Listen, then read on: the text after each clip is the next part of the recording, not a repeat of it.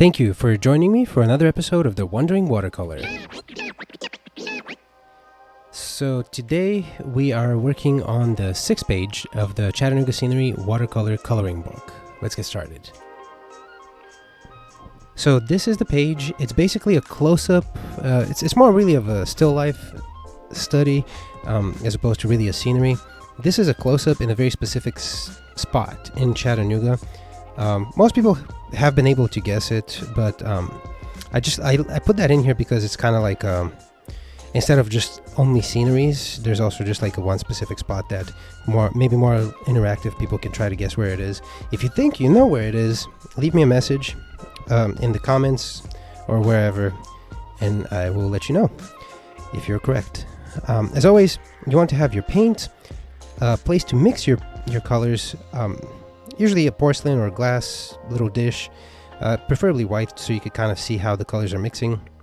A scrap piece of paper is always good. It doesn't even have to be watercolor, just so you can kind of like test some of the colors and also maybe at times some like the strokes. A rag or a paper towel, either one is fine, just so you can dry off your brush and the painting if needed. And then on the side I just have 2 cups of water, and that's it. I also just like to use this little spray bottle. You can find these very cheaply in Walmart or art stores. They're usually very cheap. It makes it quicker and easier to wet the paint before I start painting. The finished version of this painting will actually look something like this, and with a little bit of variability, you can honestly kind of play around. It doesn't have to look exactly like this, but it should be pretty straightforward. So the very first thing we will do is we will mix the color that will be the metal for the sconce, and it's kind of more of a purple gray, kind of dark type of metal. So we're gonna I grabbed some purple, some brown. We're gonna do a little bit of dark blue. Really try to darken that color, and add some water. So this is almost exactly the color that we're going for.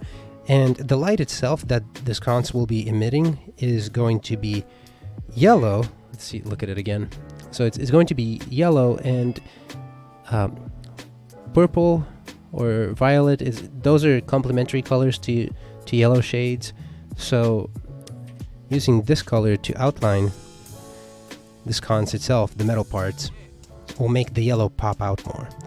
So first we're going to do just a flat wash, meaning we're not doing any textures. We're just kind of laying that in. And it's a dark color. It will dry lighter, as you've probably heard me say a million times. The watercolors dry lighter. And so I'm going to do all of that, kind of slowly go in here. If you go a little bit out of the shape, don't worry about it. I'm just gonna go like that. I'm gonna actually rinse off my brush. There's supposed to be a little bit of a highlight right here, so I'm just gonna pick up some of that color with my brush. What I'm doing is I'm drying off my brush and then just picking up the color right there, and then just continuing right along. So I'm going in and just kind of laying in the flat wash slowly to make sure that I don't really make any big mistakes or go out or do of the shape too much. A little bit is fine.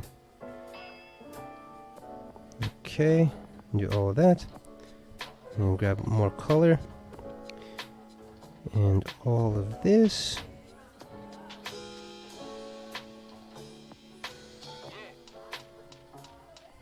All of this up here.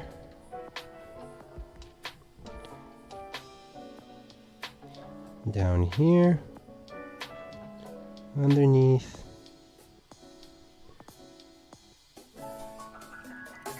and we're going for a flat wash, so we're just blocking in the color. If there is a little bit of variability in the amount of pigment from one place to the next, it's also fine, because this one's a little more expressive.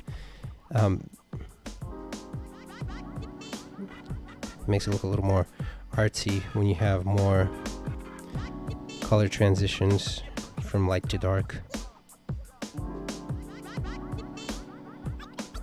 Okay, I'm doing all that. And then filling in right here.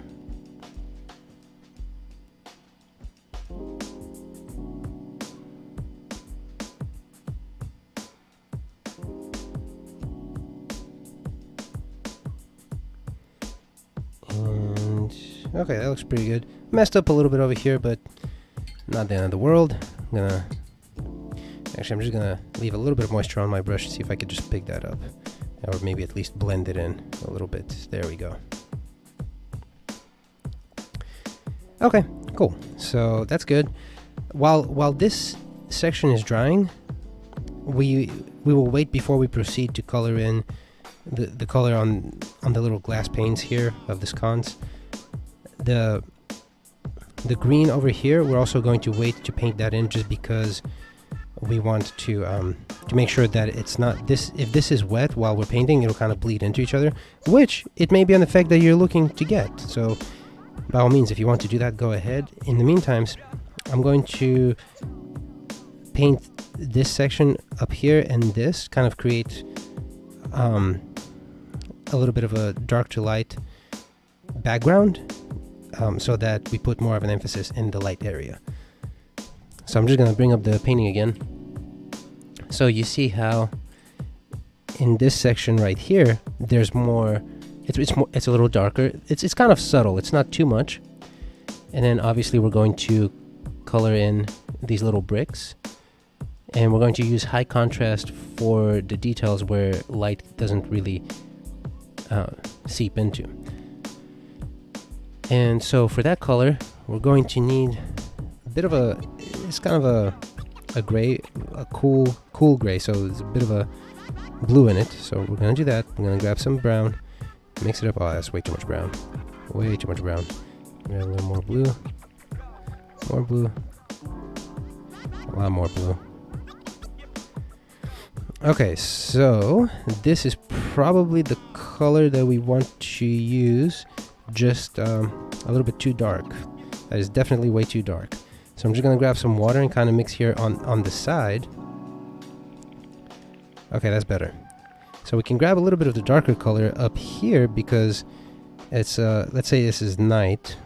So we want to show, and also keeping in mind that this will dry much lighter.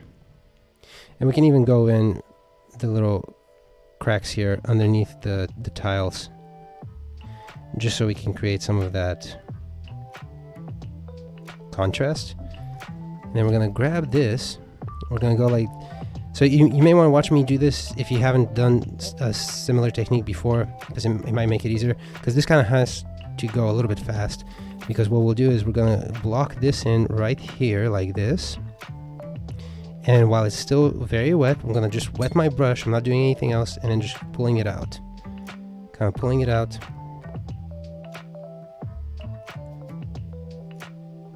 I'm going to rinse my brush completely, so now there's just water.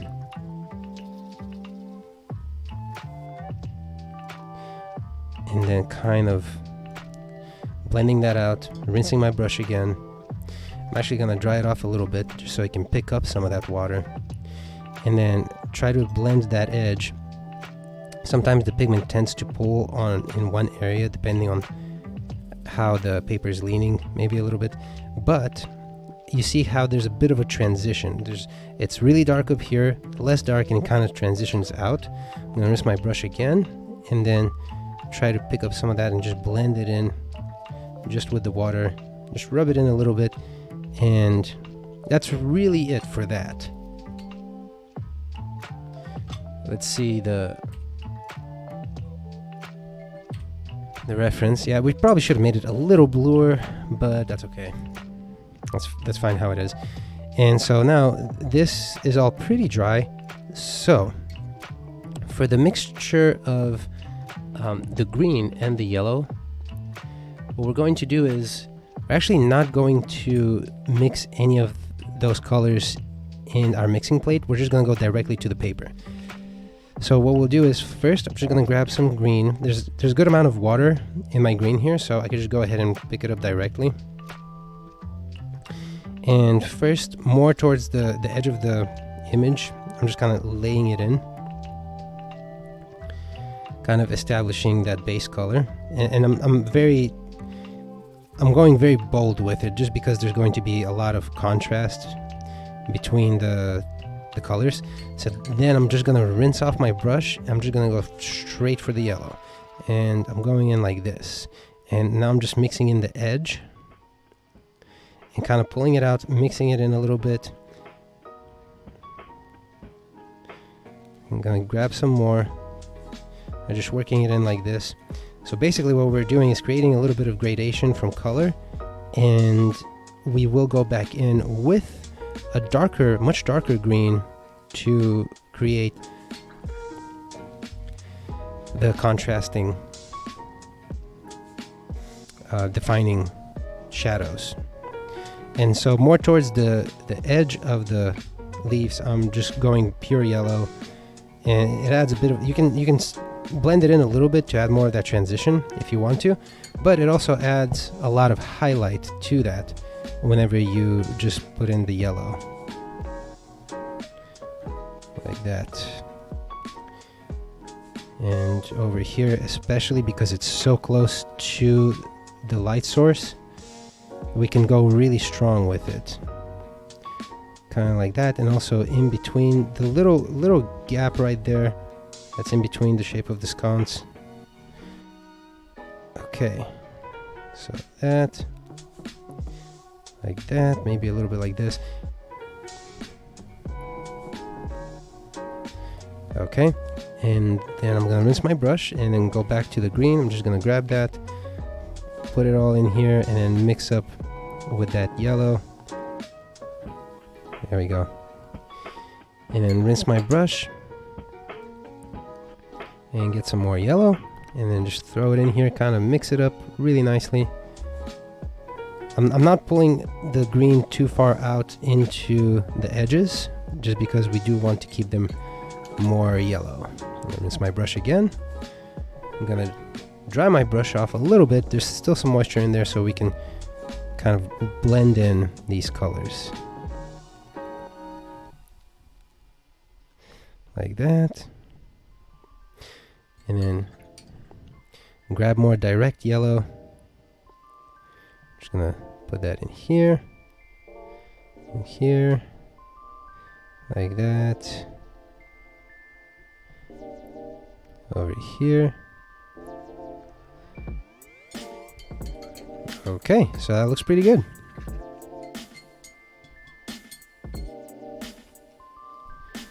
Next, we're going to mix the color for the little tiles and bricks over here, and that's going to be a little bit of a, it's kind of a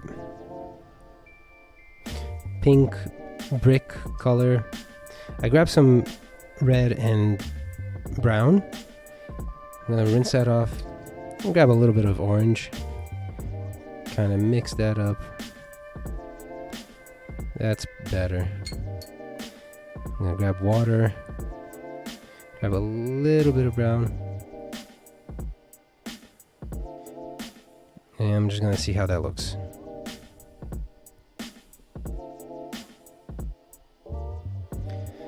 That's a little bit too strong, but it will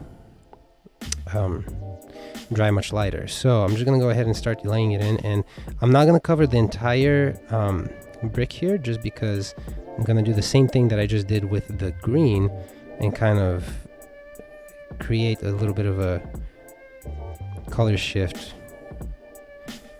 And also right here, and that's it. Okay, and then rinsing my brush, a little bit of moisture on there, grabbing and then just going like this, and like this, and like this. Some more yellow, and right here on the edge. So you can still see that initial color that we just laid down, but you can also see how it's blending in, creating that highlight. Okay.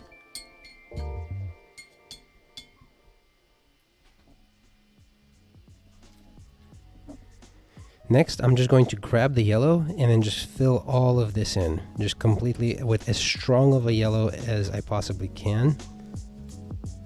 We really want to be very apparent that this is the bright spot where the light is being emitted from, in the painting.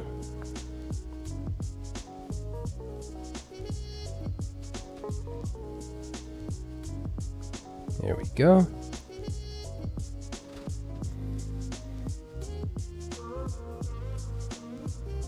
Okay.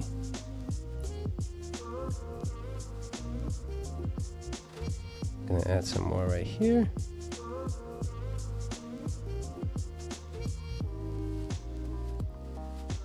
And down here.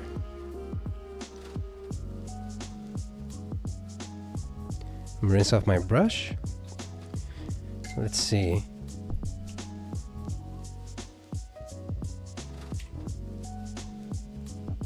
May have gone a bit too heavy on the yellow there. But I don't know, I like it.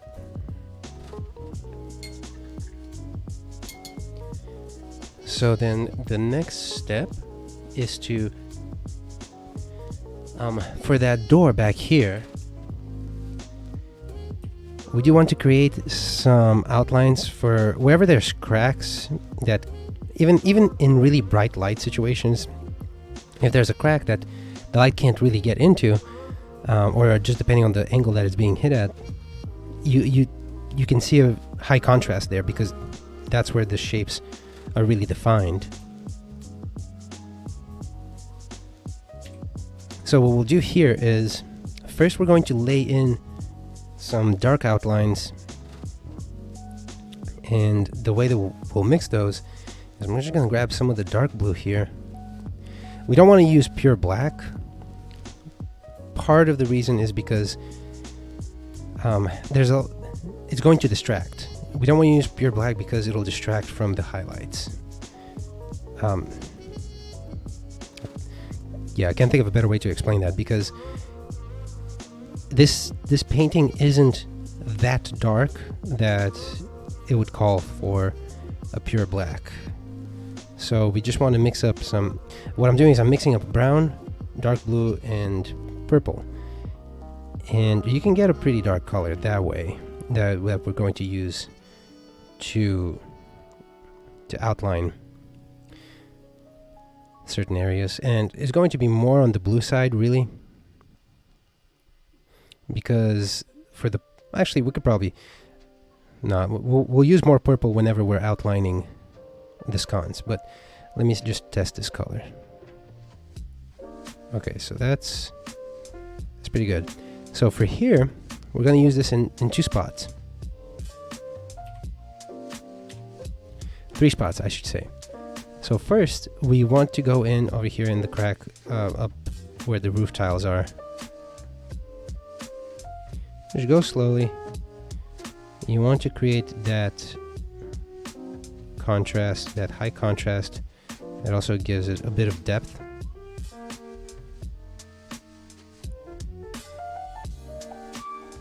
And that. Okay. And then over here,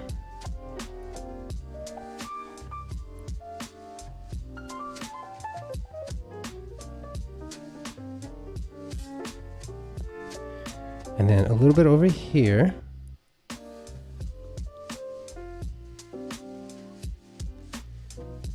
down here. And you could be a little more loose with it. It doesn't have to be perfect. We're just trying to we're not going to outline all 4 sides on these little window panes here, just because the side that's facing towards the light, we want that to be less defined, because we're creating more detail away from the light to kind of create the appearance of shadow. This one's just further back here, so we're just gonna hit that like that. Okay. And just also this right here. And I'm just gonna get a little bit of water, mix it in, and I noticed that there was a drop that fell over here that kind of ruined that a little bit. So I'm just gonna paint right over it, just like that. So we have that. Okay, that was good.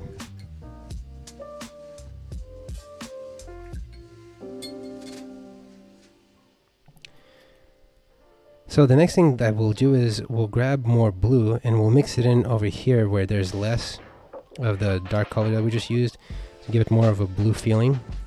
More, again, like a blue, maybe like metal, cool gray.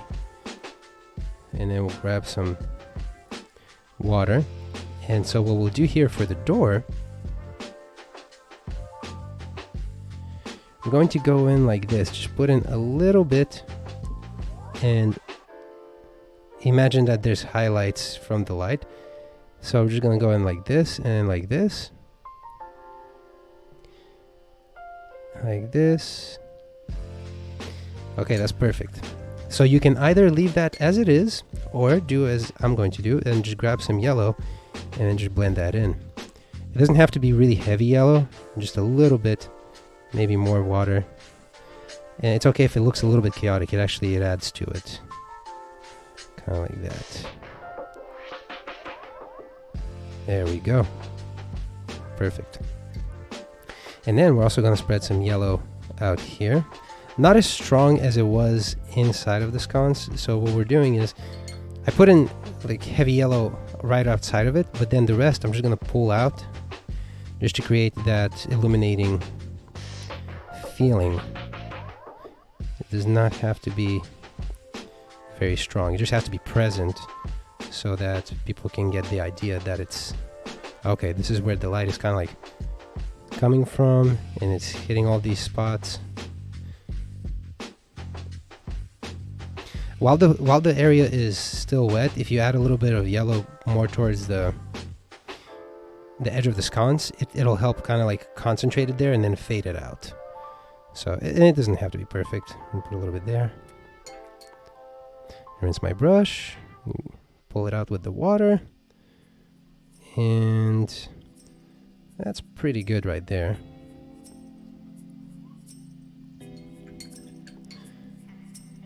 And there's a little bit of an edge just because the color here is darker. I'm just going to use my wet brush to kind of pull it out a little bit, but that's good.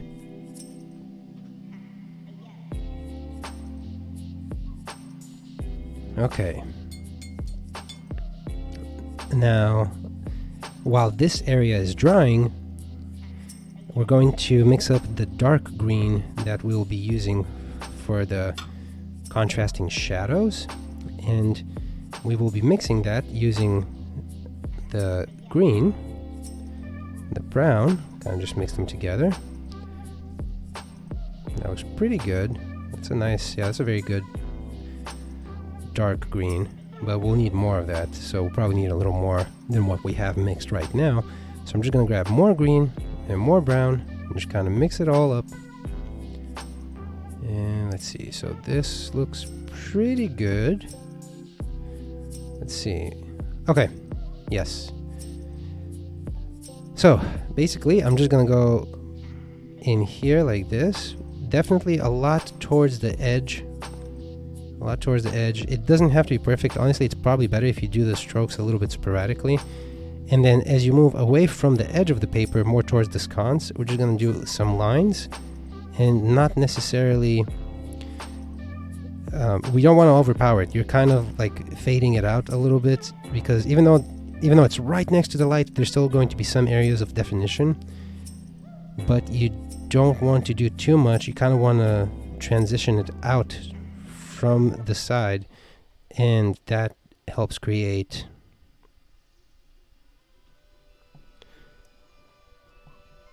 that feeling that there's leaves and there's layers, there's still shadow within them even when it's close to the light, just because it's a layer of leaves one upon another. So much more towards the edge here. You can even cover up some of those details or leave them peeking through. It's kind of do a variety.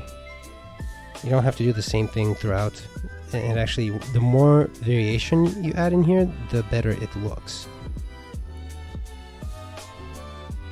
Okay, just like that.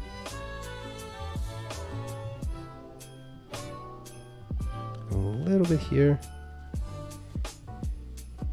And these outlines that I'm adding where there's a lot of light, you want to do them more on the bottom part of the leaves just because it makes it look more believable. And then grab some more here.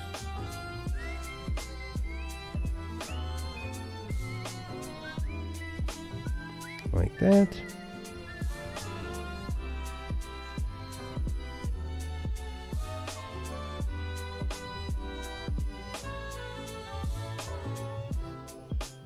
And then more down here.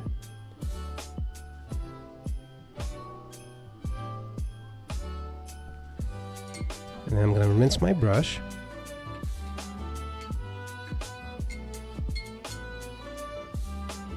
We're almost done. I'm going to go back to this dark color right here that we mixed.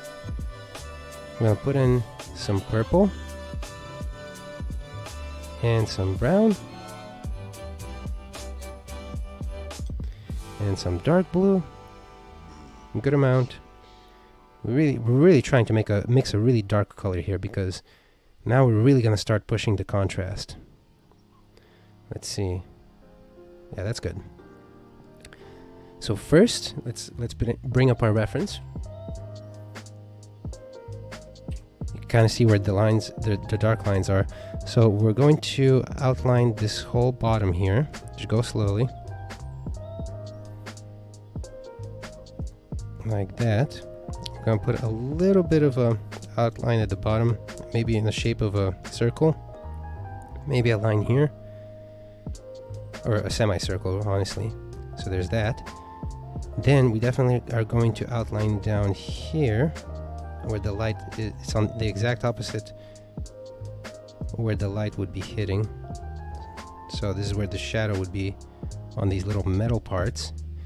It's very fine detail work, so take your time. Down here a little bit just to show the definition. Like that.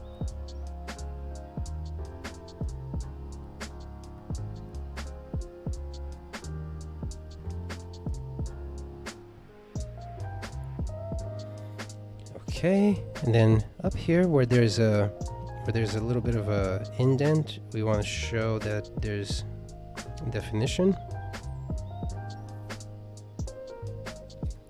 Also right here, just because we want to be able to separate those two shapes, and doing so really helps do that. Like that. A little bit of an outline on this edge. Okay, let's look at our reference. Looks good so far. And then also a little bit of an outline on the top edge here, because that'll separate it from the leaves, as well as just create more of that feeling of shadow and light. Okay, so all of that looks pretty good, and we're 99% done. I'm just debating adding some more detail back here, but honestly, I think this looks really good. I'm just gonna step back for a moment.